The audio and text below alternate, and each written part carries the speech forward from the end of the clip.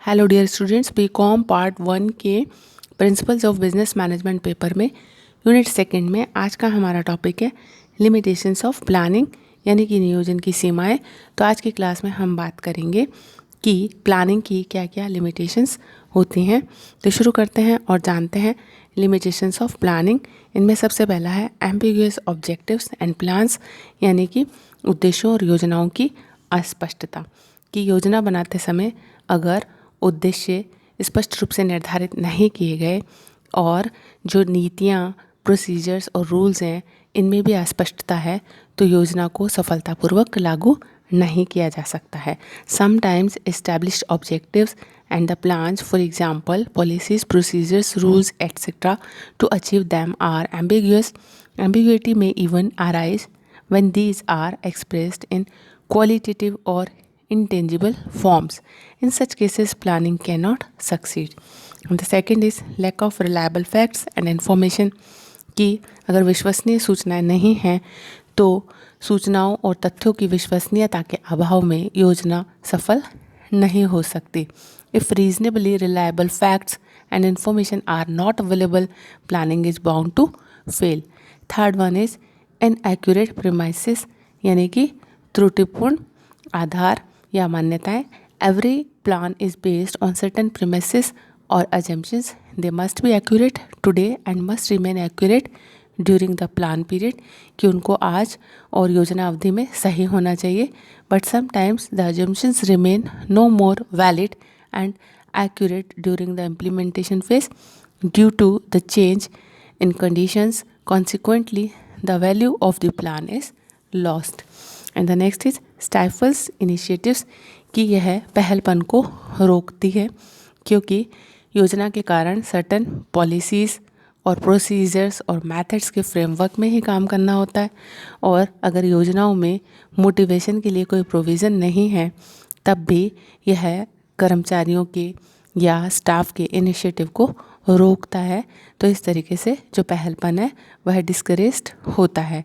And the next is rigid philosophy, कि जो प्रबंधक हैं उनकी सोच अगर रिजिड होती है तब भी योजनाओं को सफलतापूर्वक लागू नहीं किया जा सकता. Some managers are very rigid to their philosophy of management. They do not want to change their planning patterns in light of the changing situation, कि बदलती हुई परिस्थितियों के अनुसार अगर वो बदलना नहीं चाहते हैं तब योजनाओं को सफलतापूर्वक लागू नहीं किया जा सकता. रेसिस्टेंस टू चेंज, कि परिवर्तनों का विरोध. Planning involve change in goals, expectations, working patterns etcetera. And managers as well as employees have a tendency to resist change, कि योजना में समय समय पर वातावरण के अनुसार परिवर्तन करना होता है उद्देश्यों में और एक्सपेक्टेशंस, वर्किंग पैटर्न्स इनमें. तो जब प्रबंधक और कर्मचारी परिवर्तनों का विरोध करते हैं तो ऐसा पॉसिबल नहीं होता. तो इसलिए यह योजना की एक सीमा मानी जाती है. And the next is inflexibility of objectives and plan, कि कभी कभी कुछ उद्देश्य इस तरीके के होते हैं जो कि लोचशील नहीं होते. तो अगर इनको नहीं बदला जा सकता है तो योजना भी सफल नहीं हो सकती है. तो कभी कभी इन उद्देश्यों को बदलना डिफ़िकल्ट होता है. Sometimes it becomes very difficult to make necessary changes in them, thus they become obstacles in further planning. Therefore, managers are bound to develop stereotype plan and do not change the existing planning system. And the next is lack of planning skills, कि प्रबंधकों में योजना बनाने की कुशलताओं का अभाव होता है तब भी योजना सफल नहीं हो सकती. Because planning is an intellectual and creative process. It needs conceptual, technical, human and forecasting skills. And the next is biased managers, कि कभी कभी जो प्रबंधक होते हैं उनकी सोच स्वस्थ नहीं होती और इंडिपेंडेंट नहीं होती, बल्कि वह कई चीज़ों से जुड़ी होती है, इसलिए भी योजना सफल नहीं होती है. Every manager does not always behave rationally and objectively. Even planning is affected by the likes, dislikes, preference, personal interest, etc. of the managers or bosses. Hence, planning cannot serve the organizational purpose effectively and lost their utility.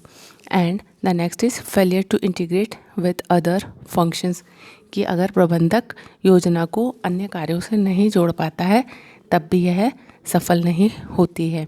Next is attitude and conflicts among managers, कि जो प्रबंधक होते हैं उनमें अगर संघर्ष है और उनके अपने एटीट्यूड्स हैं तो इस कारण से भी योजना सफल नहीं हो सकती. Sometimes obstacle in planning arise due to the attitude of manager and conflicts among them.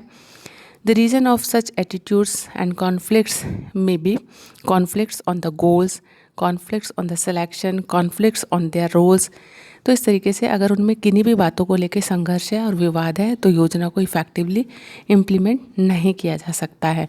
Next is psychological barriers, की मनोवैज्ञानिक बाधाएं होती हैं कि कभी कभी कुछ प्रबंधक ऐसा सोच लेते हैं कि जो है योजनाएं कभी भी सफल नहीं होती हैं या कुछ भी बदला नहीं जा सकता तो योजना बनाने से क्या फ़ायदा है.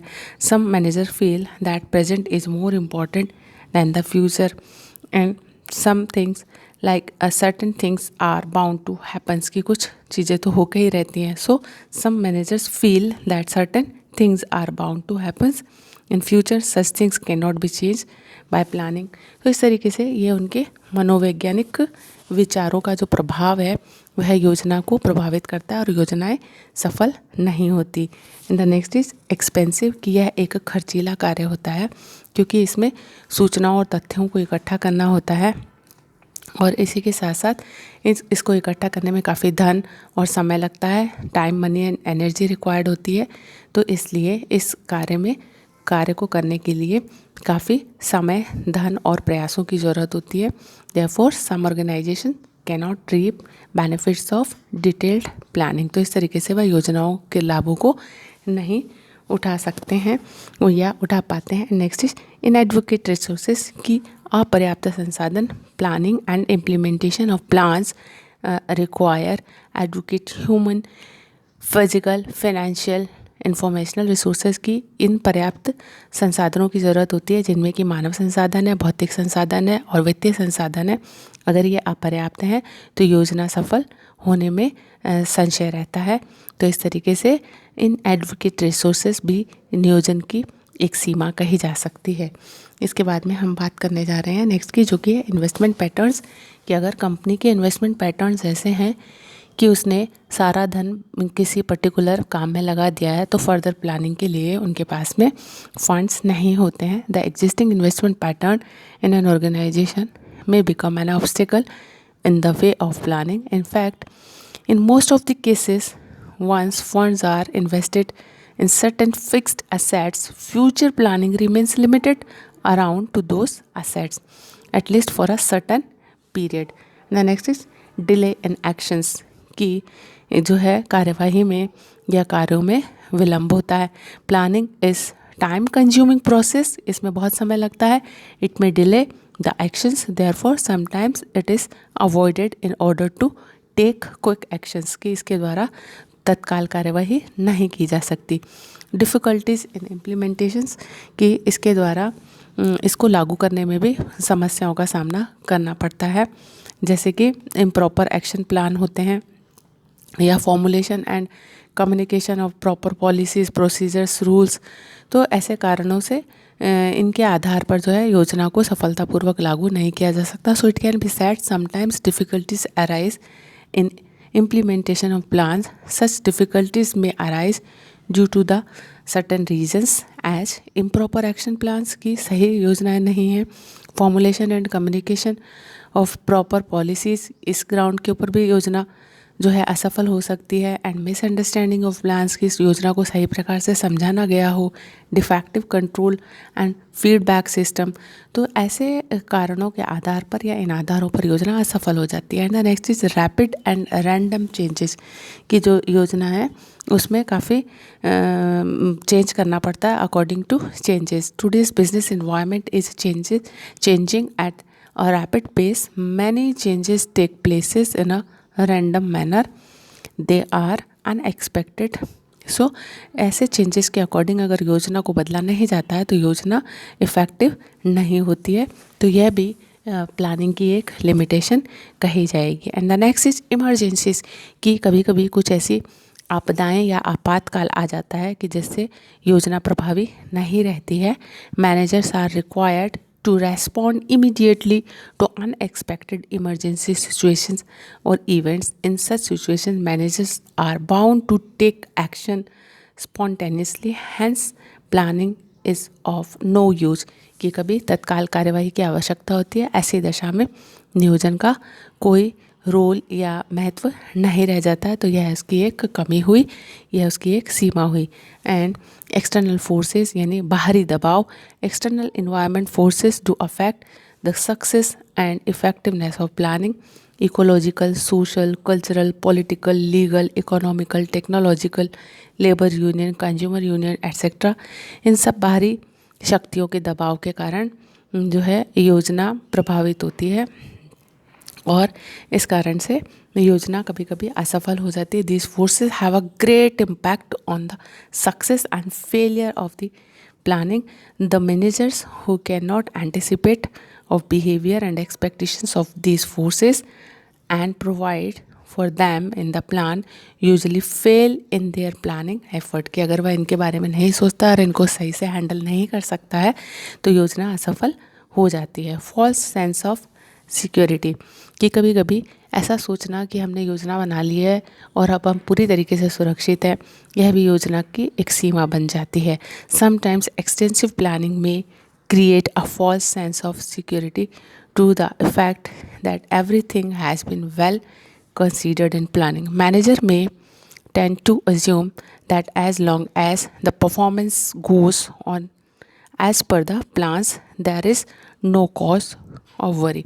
This false sense of security may make them overconfident, which may cause a heavy damage to the organization. तो इस तरीके से आज की क्लास में हमने जाना कि प्लानिंग की कई सारी लिमिटेशंस होती हैं और इनको सोच के, इनके सॉल्यूशन सोच के अगर प्लानिंग की जाए तभी प्लानिंग सक्सेस हो सकती है। That's all for today. Thank you.